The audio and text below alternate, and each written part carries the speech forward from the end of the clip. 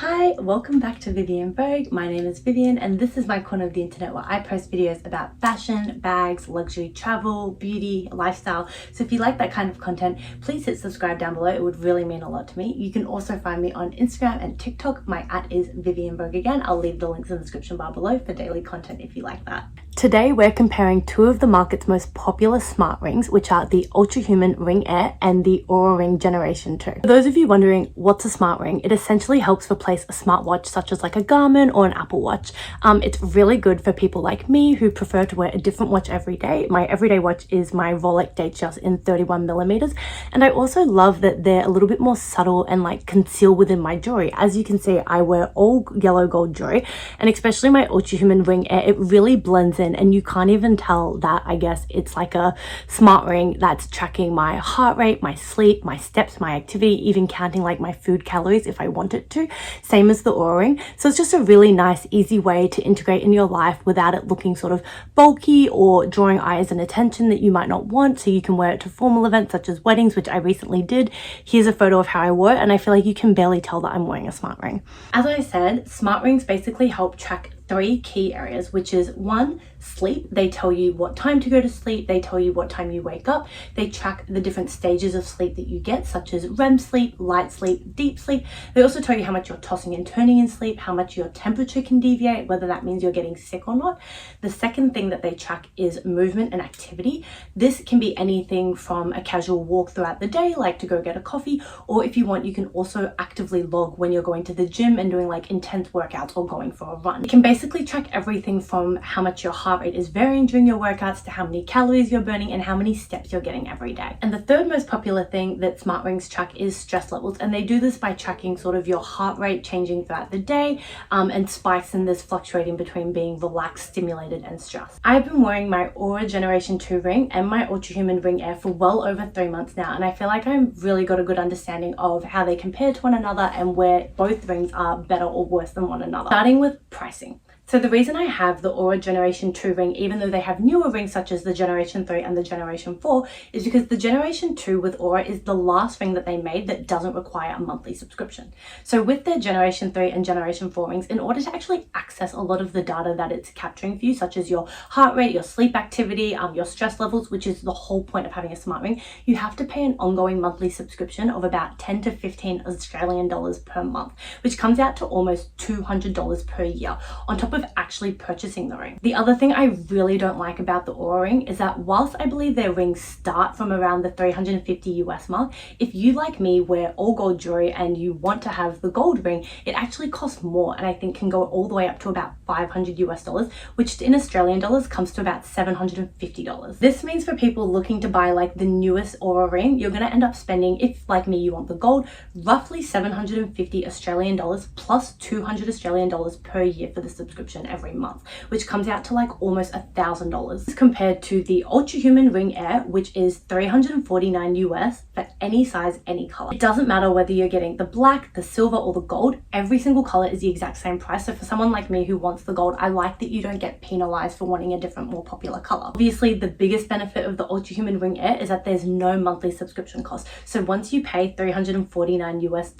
you have no ongoing costs, and that's essentially the one and done fee that you have to pay in order to use your ring and access and get all of the data over several months and years. At the moment, Ultrahuman are offering 20% off for Black Friday, so you can use code VIV20. I'll leave a link in the description bar below that gets you 20% off their already cheaper price of $349 for any color, any size. Ultrahuman's 20% off Black Friday sale though does expire on the 2nd of December 2024, so I do recommend that you get in quick if you are wanting to get into the smart ring market, because I am really loving mine. This video will talk about why. However, after the Black Friday sale expires, you can use code VIV10 to get 10% off. But again, like I said, if you are already thinking about getting one, I would recommend to get the 20% off before the discount reverts back to 10%. Now that's all out of the way, let's get into the nitty gritty comparing the functionality of both rings. Now I'm going to show you how the Ultrahuman Ring Air tracks sleep, then compared to how the OURA Ring tracks sleep, and then comparing how they're similar and different. Starting off with the Ultrahuman Ring Air. So first of all, you can see at the very top of the screen, it gives you a sleep index score. So what this is just a score out of 100 based on all of the data that follows to give you a very quick snapshot of how you slept that previous night. So looking at this night, and I am comparing the same night of sleep data for my Ultrahuman Ring and my OURA Ring, so that you can obviously compare the exact same day and how they captured the same data. On this day, my Ultrahuman Ring Air gave me a score of 95, which is quite high. It shows you that I spent 8 hours asleep and 8.5 hours in bed. I think it's really interesting how it can detect when you're in bed but not asleep. So for me, I always get into bed roughly half an hour to 45 minutes before I go to sleep to read a book and sort of like scroll on my phone, although you shouldn't be scrolling on your phone before bed. Both rings actually send you notifications to your phone telling you, oh, it's time to get ready for bed. You probably should not be on your phone at this point, but I just do that to help like wind down. It then goes on to show how much restorative sleep I had that night. So how much time in your sleep you're not like awake, you're not tossing and turning, you're like actually asleep and resting and recovering from the day. Next, it shows you your HR drop. So basically your HR is your heart rate, and throughout the night it obviously drops because you're not exercising, you're not walking, you're just like relaxed and breathing. So you want your heart rate to drop throughout the night. However, you want it to drop earlier in the night, which is a sign of good sleep. So on this particular night, it shows me that my heart rate didn't drop until 4:26 a.m., which is honestly only 2 or 3 hours ahead of when I was going to wake up, which is why it's signaling that this needs attention and there might be something wrong here. If I click into it, it shows me some of the reasons that my heart rate might have dropped later in the night, such as meal timing. I can't remember because this was a couple nights ago, but I might have had dinner later into the night.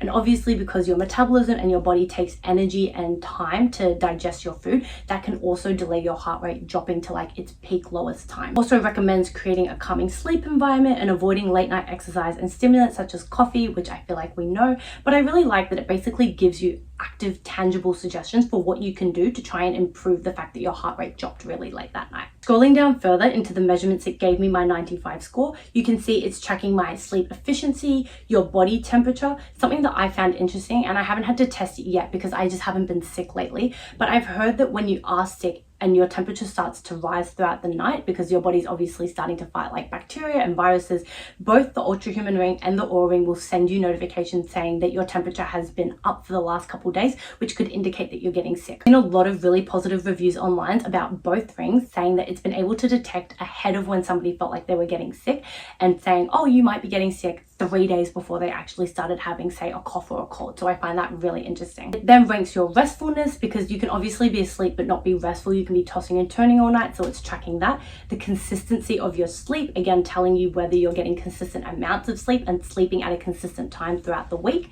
The total amount of sleep that you got, your heart rate drop, which we've already covered, the timing that you went to sleep, which is very similar to like consistency. They kind of blend into each other because the timing obviously is if you're going to bed at 2 a.m. and even if you're sleeping for 10 hours, you will get a low score for timing because going to bed at 2 a.m. is not good for you.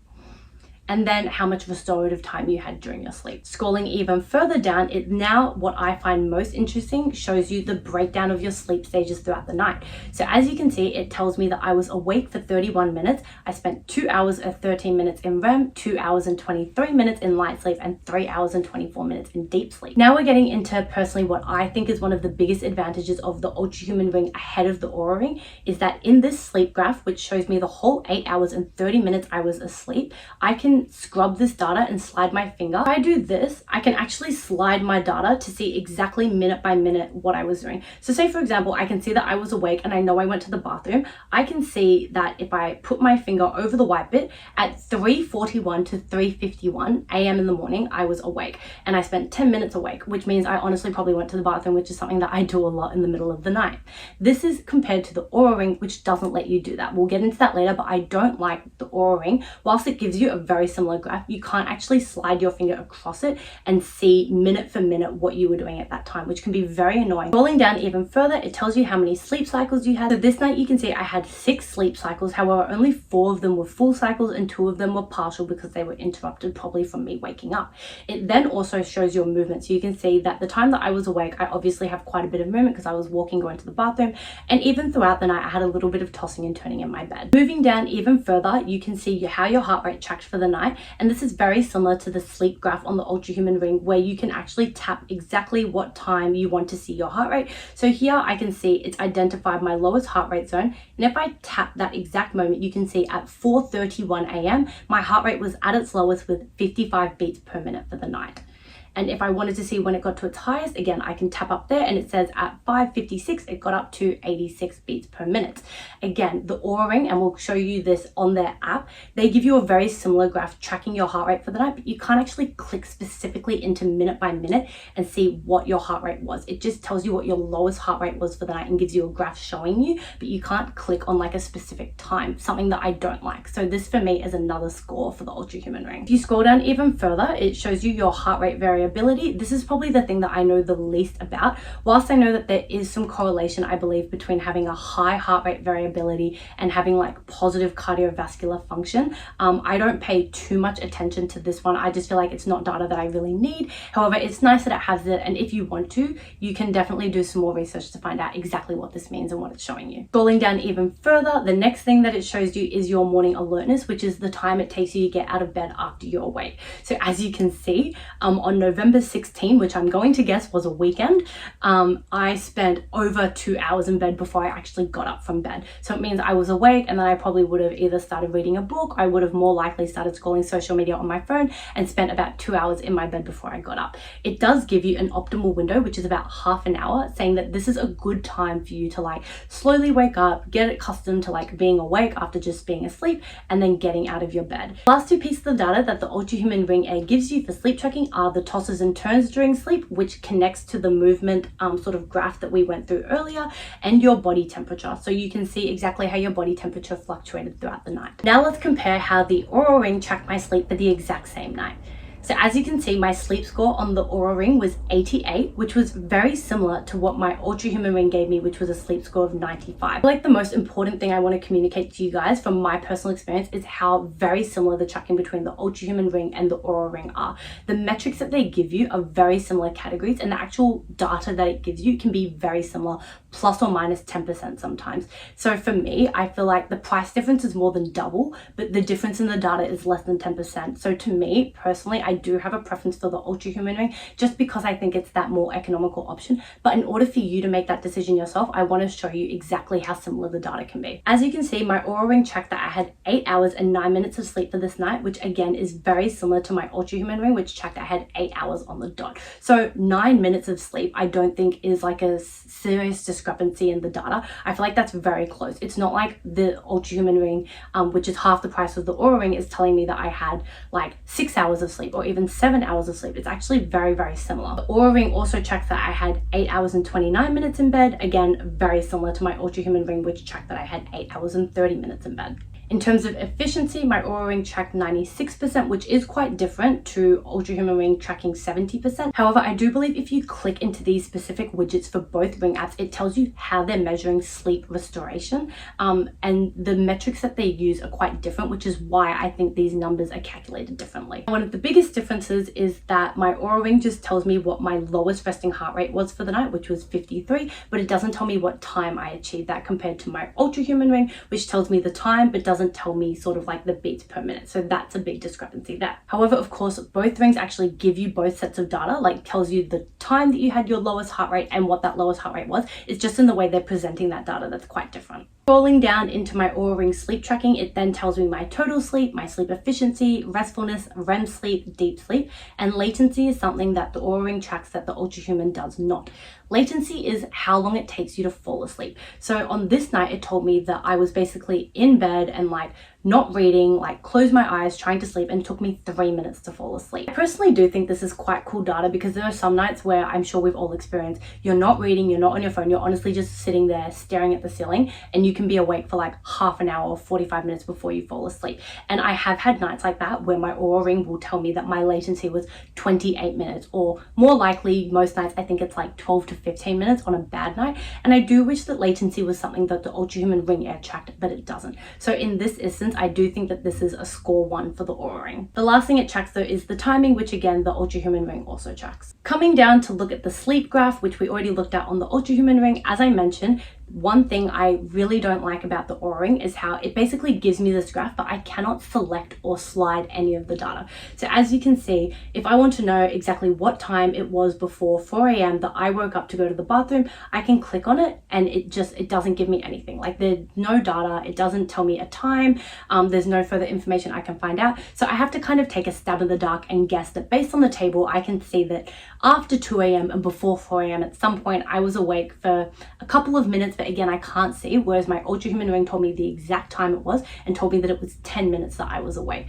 So I do wish that this was a functionality that the OURA Ring has. So this time I'm going to give +1 to the Ultrahuman Ring. It then goes on to break down the data very similarly, telling me the total time I was awake, total time I spent in REM sleep, light sleep, and deep sleep. Tracking these different sleep stages is, I think, the biggest discrepancy that I have seen between the Ultrahuman Ring and the OURA Ring. So if I put these side by side, you can see that they detected very different volumes of sleep for each time.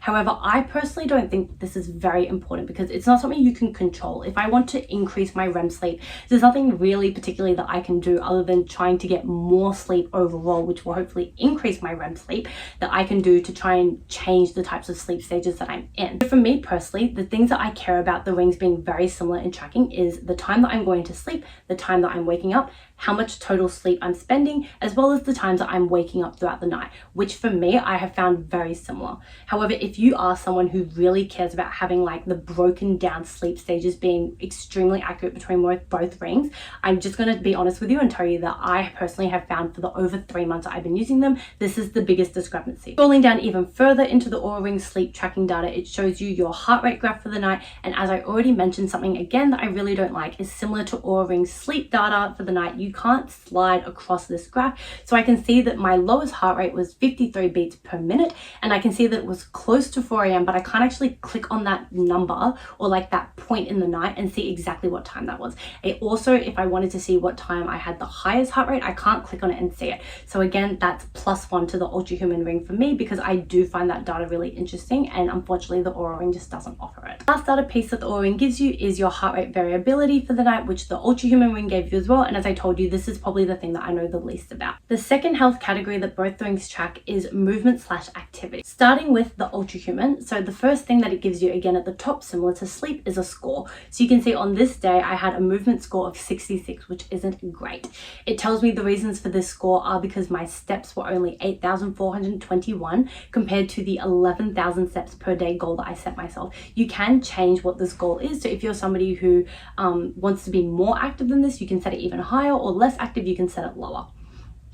It tells me that I spent 55 active minutes throughout the day, basically walking, exercising. I don't think I went to the gym this day, which is why my active minutes is quite low. Something interesting that I like that the Ultrahuman Ring tracks is active hours, and active hours are considered any hour where you are active for some minutes of that hour, if that makes sense. So if I'm sitting at my desk at work, which I often am, and I'm sitting down for a full hour and I don't get up to go to the bathroom or to get a snack or to make a tea, then that hour is not considered active. However, if I'm sitting down for say 50 minutes, but then in the last 10 minutes of the hour, I get up and I go to the bathroom, it's going to consider that an active hour. I find this a very interesting metric because it's basically telling you on average for the day how long you're basically sitting down for very long stagnated periods of time. When I see this go down, I make a very conscious effort to get up and go for a walk. Both rings are also very good at sending you notifications throughout the day when you have been sitting down for a long time to get up and go for a walk. So say for example, if I've been sitting down for an hour and a half, my Ultrahuman Air as well as my OURA Ring will send me notifications to my phone saying, oh, it's probably time to get some movement. We've noticed that you've been sitting still for a long time. And I find that this is actually something that changes my behavior, which is I think the end goal of having these smart rings. It's not just enough personally for me to have the data whilst it's interesting and to see the trajectory of change over time. It's about how much these rings actually help me tangibly improve my day-to-day by giving me prompts and suggestions to improve my lifestyle. On that front, I'm happy to report that I find both rings really satisfactory in helping me be aware of things that I can be doing each day to sort of optimize my performance. So say for example, again, when it gets close to 8 p.m. or 9 p.m, both rings send a notification to my phone saying, oh, last night you went to bed at 10 o'clock. It's getting close to 10 o'clock. So we recommend starting to shut down your laptop, put away your phone, and start to get ready for bed. If I scroll down further, it tells me my total calories burnt for the day, which includes active and resting calories. So active calories are calories that you're burning through obviously being actively walking, running, going to the gym, exercising. Resting calories are the calories that you're burning sort of behind the scenes just by digesting your food, resting, thinking, and just existing as a human being. So on this particular day, my total calories burnt were 2,396. Last thing it tells you is your workout frequency in active minutes day by day. Now looking at how the OURA Ring tracks activity/movement, which again we're going to compare for the exact same day, so you can see how they track the same day of activity. You can see at the top it's a slightly different layout. It tells me my goal progress, and I believe that my goal is on average 350 calories, so it's telling me that I surpassed that goal. Obviously it's also got the big standout score, which was 95, which is quite different to the 66 that my Ultrahuman Ring gave me. Total calories burnt are 2,254, which I think is actually quite similar to the Ultrahuman, which gave me 2,396. So you can see that the data is still a little bit similar. Something I like about the OURA Ring that I do wish the Ultrahuman Ring has is it tells me on average that day what my walking equivalency was. So whether I was at the gym or just walking to the cafe or walking to work, it's telling me for the whole day I walked about 12.3 kilometers. And then as you can see, my steps for this day were 9,910, which is quite similar to my Ultrahuman Ring, which gave me 8,421. Obviously it's a bit of a discrepancy, but it's within plus or minus 10%, which to me I think is quite accurate. Underneath my activity score, if we scroll, it then tells me sort of a little bit of a breakdown with the stay active hours, whether I moved every hour, if I met my daily goals, how frequently I'm training, my training volume, and my recovery time. It then gives me a daily movement graph, which shows me exactly minute by minute or hour by hour more so how active I am for the day. However, the annoying thing is you can't click into this graph. Again, something about OURA Ring and their graphs, whether it's the sleep graph or their heart rate graph or their daily movement graph, it's great that they lay out all the data for you, but I would love to be able to say, for example, click just before 12 p.m. like how active was I? Whereas on the Ultrahuman Ring, and we'll get into it because the Ultrahuman Ring does have this graph, it's just in a different section, you can click into this graph and see exactly how active you were minute by minute. So again, I'm gonna have to give the Ultrahuman Ring a +1 compared to the OURA in this category. Scrolling down further, the last thing that the OURA Ring shows you in terms of activity and movement tracking is sort of just like a bit of a snapshot of your activity for the day. Third category of health tracking that both rings give you is a recovery score. On Ultrahuman Ring, this is called a dynamic recovery score, whereas on the OURA Ring, this is just called a recovery score. Again, it's very similar and gives you all the same data, just slightly different names. The first thing you see is my dynamic recovery score on my Ultrahuman Ring is 73, and the reasons that are led to this. So my resting heart rate varied from 51 beats per minute to 56 beats per minute, and the lowest moment was 49. It's telling me that this is optimal for someone with my health history based on the tracking that it's done over the last couple of weeks and months. My temperature was slightly elevated, and it has flagged this, saying that there might be something to look at here. So I know for women, obviously our skin temperature elevates when we're getting close to that time of the month, and both rings also offer cycle tracking, which is something that I can talk more about if you want. Just leave a comment down below. However, it's telling me that yeah, my skin temperature went up by 0.28 degrees Celsius, and this is elevated and something to pay attention to. My 7-day heart rate variability average was 27 to 47, and then last night specifically was 46. It tells me my sleep index was 80, which is good but not great, and flags that this might need attention, and tells me that my stress rhythm score was 61. The stress rhythm score is something unique to the Ultrahuman that the OURA Ring doesn't have, so we'll get into that into a minute, but it basically tells you how stressed you are and how you deal with stress and how badly your heart rate is fluctuating throughout the day caused by stress. So obviously 61 is not good, and it flags that desperately needs attention, which is probably what pulled down my dynamic recovery score to 73. Now comparing to the OURA Ring's readiness tracking, you can see that my score was 79, which is quite similar, but like a little bit different to Ultrahuman 73. My resting heart rate was 52. It gives me my heart rate variability. It also flags that my body temperature was up by plus 0.2 Celsius. So my Ultrahuman said 0.28, so it just has like that extra decimal, but they're very similar there, and they've both flagged that my temperature has gone up. Then if you're scrolling, it tells you your resting heart rate, your heart rate variability balance, your body body temperature, my recovery index, which needs attention, my sleep, which was fair but not great, my sleep balance, my regularity for sleep, my previous day of activity, and activity balance again. So overall, I feel like all very similar metrics to what the Ultrahuman Ring tracks when it shows you your readiness as well. If you scroll down further into the Ultrahuman app, they have a section called individual markers, which I look at quite often throughout the day. And this is just a really short active snapshot at some of your key biomarkers, such as your heart rate, your temperature, your heart rate variability. So here you can see my heart rate, like right now, and this is live data, is 84 beats per minute. If I click into this, I can see how my heart rate has fluctuated so far for the day. That missing gap that you can see from 7:30 a.m. to about 10 a.m. is because I took my ring off and I was charging it. So it's good that it also, like, you know that it's working and it's not just making up what your heart rate should be. And when you have the ring off, it's going to give you gaps in your data. However, what I really like about this on the Ultrahuman Ring, which again, I don't think the OURA Ring gives you, is that I can click into any time. So say, for example, right now, and it says between 11:30 a.m. and 12 p.m., my average heart rate was 79 and the lowest was 75, the highest was 84. If I click even back further, it'll say from 11 a.m. to 11:30, my average heart rate was 82 beats per minute, the lowest was 75, the highest was 89. If I scroll back further, obviously when I was asleep, say at like 5 a.m., if I click into there, it says 5 a.m. to 5:30 a.m., my average heart rate was 49, the lowest was 48, the highest was 51. I really like being able to see these variations in my heart rate. There's not much to see right now because it's only 11:45 a.m., so I haven't had a busy day. But if I go back and look at, say, yesterday's data, and say I go into my heart rate, here you can see that around, if I click into it, 6 a.m. to 6:30, my heart rate kind of spiked a little bit. It's not that bad, but it did go up to 114 beats per minute.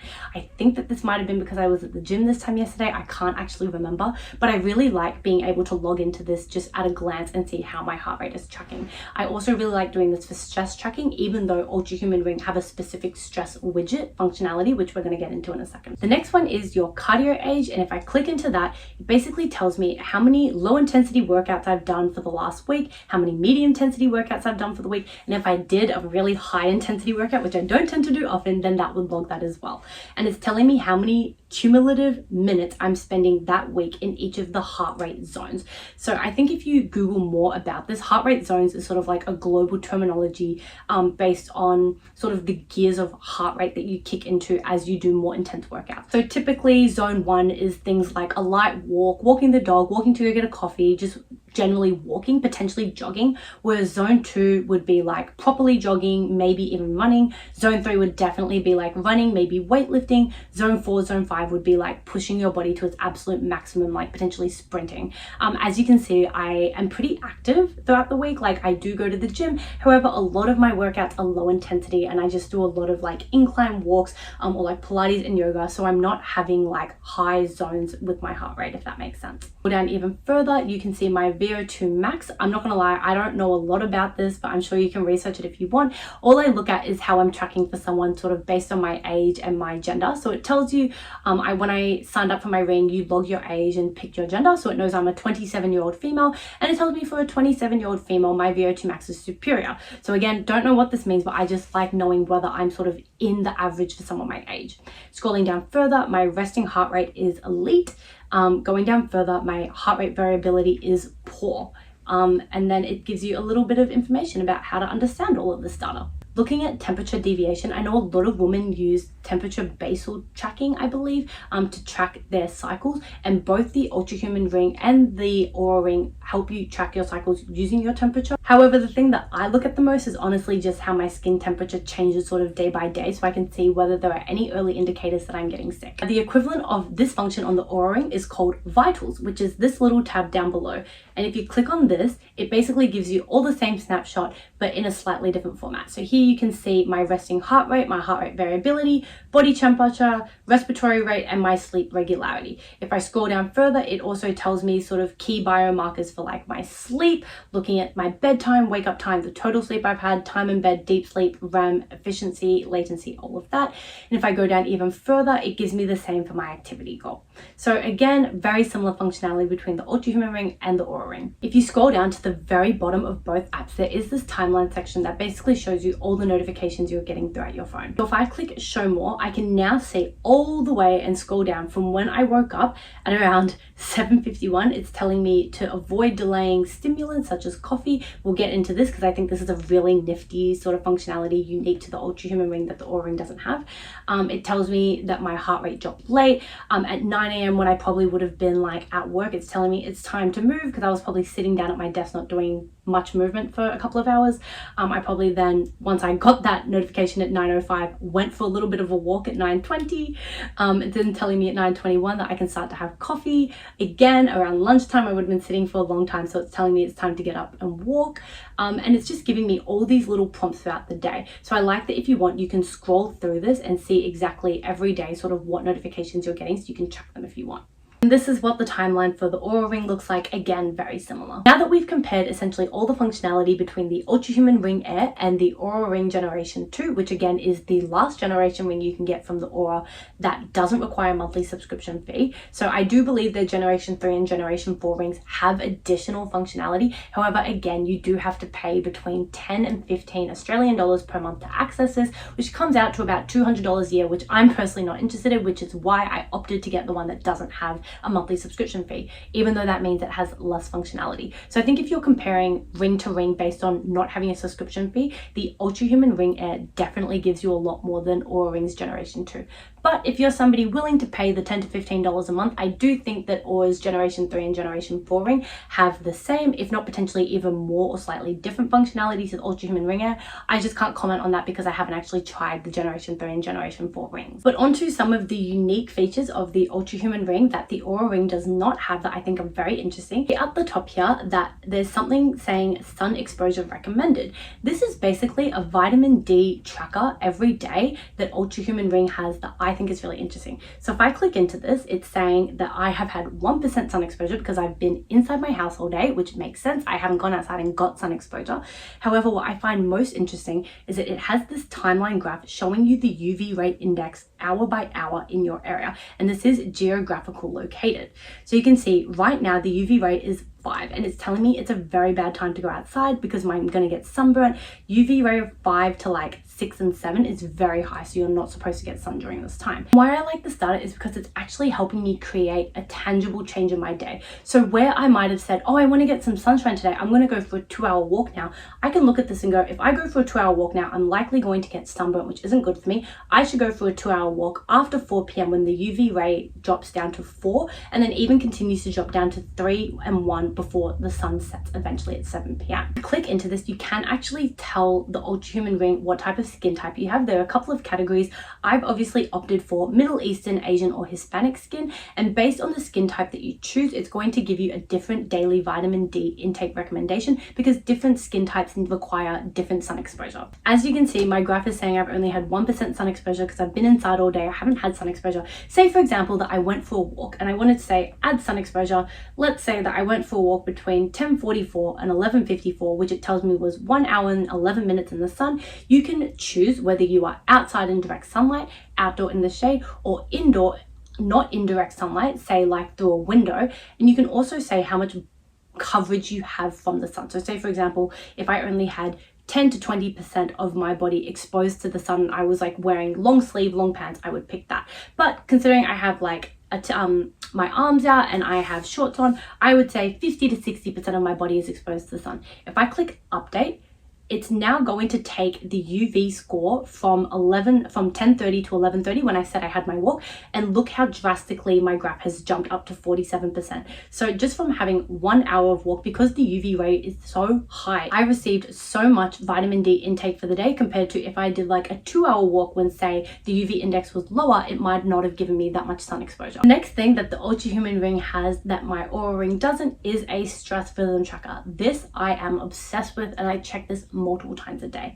So if I click into this, it basically tells you how your heart rate is tracking minute by minute and what this means for your stress levels. So again, if I click into it, it gives me a score at the very top. Right now it's 93. The higher the score, the better your body is dealing with stress, which is why I think when we were looking at my readiness score for one of the days, it gave me a low readiness score because my stress score for that day was 66, which is quite low. So right now at 93, it's telling me I've spent 8% of my day so far, or 45 minutes stressed. I spent 1 hour and 50 minutes stimulated, 7 hours and 5 minutes relaxed, and my sympathetic nervous system has not been activated at all so far. So as you can see, if I scroll down into the graph, there is a little bit of a gap. Again, that was the 7:30 to 10 a.m. window this morning when I was charging the ring. However, you can see that when I was sleeping, if I click into it, it's telling me at 4:30 a.m. my average heart rate was 55 beats per minute and I was very relaxed. Whereas when I click here, I woke up at around 7:15 a.m. and my heart rate was 66 beats per minute, and my ring can tell that I am no longer sleeping and I am awake and stimulated. Now at the moment, because I am filming this video, and I know it should be like a fun, relaxing activity, but would you believe 11:45 a.m. My heart rate has gone up to 94 beats per minute because I'm obviously filming this video. I'm a bit stressed, not so much stressed, but I'm thinking and I'm active and I'm working, and so I'm not in a relaxed state of mind. So I really like this, especially when I'm at work, because sometimes I can find that I get very easily stressed if I'm working to deadlines and stuff. I'll like do a pulse check and just log into this and look at my stress levels, and sometimes I'll come out of a meeting at work and I'll see that my heart rate has been like spiking at 120 beats per minute or something, which is crazy, and I'll say to myself, okay, it's time to like make a tea, go for a walk outside and relax. So I really like this stress rhythm score that's unique to the Ultrahuman Ring that my OURA Ring doesn't have. Again, if you scroll down further, it shows you you were in a relaxed state for 73% of the day. That's the day so far. Again, it's not even 12 p.m. yet, so I'm sure that that's going to change as the day goes on, and I love that this is live data, so the score is going to change. If I log into here in like, I reckon 5 hours, closer to like 6 p.m. tonight, my stress rhythm score is going to be drastically different than it is right now, and obviously the rest of the graph is going to fill out with my live heart rate data, and the breakdown percentage of how much of my day I've spent stressed, stimulated, and relaxed is going to change. So I find this very interesting live data that you can just get on the go, and it's very accessible just through an app on your phone, which I love. Next, from Ultrahuman Ring, you have this caffeine permissible window widget. What this does is it tells you when adenosine, which is a natural hormone your body produces overnight that it releases in the morning when you wake up to make you alert and stimulated, so that when you wake up you don't feel groggy, naturally flushes out of your body and tells you when you should take caffeine if you want to. So if I click into this, because today I woke up at around like 7 o'clock or something, it's now telling me that before 9:06 a.m. this morning, I shouldn't be consuming caffeine because adenosine is in my body, naturally helping keep me awake. If you want to have caffeine, obviously you can. However, it might just not do as much for you because you already have natural hormones that are helping you wake up. Whereas once those hormones flush out of your body, for me today at 9:06 a.m., and this time does change every day based on what time you're sleeping, based on how quality your sleep is, and based on all the sleep data that the ring gets for you overnight, it's telling you, okay, you have no more hormones that are keeping you awake. If you're still feeling sleepy, now's the time to have some caffeine. If you scroll down, it then has a list of caffeinated beverages and tells you how much caffeine is in them and how long it's going to take for your body to flush out this caffeine. So say, for example, if I was to have a cappuccino that has 75 milligrams of caffeine, telling me it would take 2.55 hours for that caffeine to flush out of my body. And what I like about this is it also tells you what time to stop taking caffeine so that it doesn't interrupt your sleep. So for me today, it is 15:16. I'm very bad at military format time. I hate it, but I believe off the top of my head that that's around 3 p.m. So I really like that it's telling you, oh, if you want to have a coffee later at 5 p.m. you can, but we don't recommend it because it's going to start to impact your sleep. So again, just very nifty information to have. So I know I mentioned that both rings also help you do food tracking, so let me show you how that works. Basically, on Ultrahuman Ring, you click this little plus button on the bottom of the screen. You click food, and I love that this syncs with MyFitnessPal, which is a third-party app. So they have all of the menu items that MyFitnessPal has, which is a very extensive meal tracking app. So say, for example, if you go to KFC, you can type KFC and the whole KFC menu is now showing up. And I can say, okay, say for example, I had a bag of regular chips. I can click that, click save here, and it's now telling me if I want to log, say at 12:02 I had regular chips. If I scroll down, it tells me how many calories I'm consuming by eating those chips, how many of those calories are fat, protein, carbs, fiber. Say for example, if I click save, the Ultrahuman Ring now uses AI to tell you suggestions for how to avoid a glucose spike, which I find very interesting. So the first thing it's telling me is that I should add some protein to the chips. So add a source of protein such as grilled chicken or tofu. This helps slow down the absorption of carbohydrates and is going to reduce a glucose spike.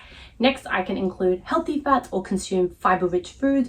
Opt for smaller portions, stay hydrated, choose a whole grain option, add vinegar, exercise, mind my mealtime, or focus on slow chewing. So you can see there are so many recommendations it's giving you to avoid a glucose spike, which I think is very interesting. And if you're somebody who's wanting to track all of your sort of nutrients, like your fats, your proteins, your carbohydrates, your fiber, I think that this is really interesting that it does it. It also syncs, as I mentioned, with MyFitnessPal. So I believe if you log it in MyFitnessPal, it'll automatically pull that data into your Ultrahuman and vice versa. If you link the apps and you log something in your Ultrahuman Ring, then it's going to sync it with your MyFitnessPal, which I just think is very nifty. The other extra functionalities you can get from this little plus widget at the bottom is logging an activity. So say for example, I wanted to go on the stairs at the gym, I type stairs and there's stairs or stair climbing machine. Say for example, I want to go for a run, I can type run and there's running or treadmill running or running on sand, which I think is just like, it's kind of crazy how specific it gets. If you wanted to do boxing, you can type in, there's boxing, there's kickboxing. If I wanted to type in Pilates, they've got Pilates. So there's a very extensive number of activities that you can log, and you can log how many hours you're doing, and it's going to tell you how many calories you're burning based on the hours of doing that activity, which I think is great. You can also log when you do an active workout. So again, if I click workout, I can say what type of exercise I'm doing. So again, there's so many to choose from: indoor walking, outdoor walking, stairs, Pilates, weightlifting. You can say, for example, I'm at the gym, I'm going to do weights. I can click weightlifting, I can click start, and now a timer begins where it's like tracking how long I'm doing my workout for. Eventually when I end, I click end workout. It's telling me obviously there's not enough data for it to pull yet because it's only been 10 seconds. But essentially if you do a full workout, it will tell you like, oh, you did 2 hours and 15 minutes of a workout. Your highest heart rate was this. This is how many calories you burnt. This is how much energy you exerted, and give you a summary of your workout, which I think is really interesting. The final things I will say about both rings is battery life. Personally, for the Ultrahuman Ring Air, I believe their website says the battery lasts up to 6 days. I personally have found that for me it lasts about 4 days before I have to give it a charge, and they do recommend charging it in like shorter 20-minute intervals every day rather than like charging it overnight for like 8 hours. Again, I don't think you would charge this overnight for 8 hours because you're going to miss out on all the sleep tracking, which is one of the main reasons to get a smart ring.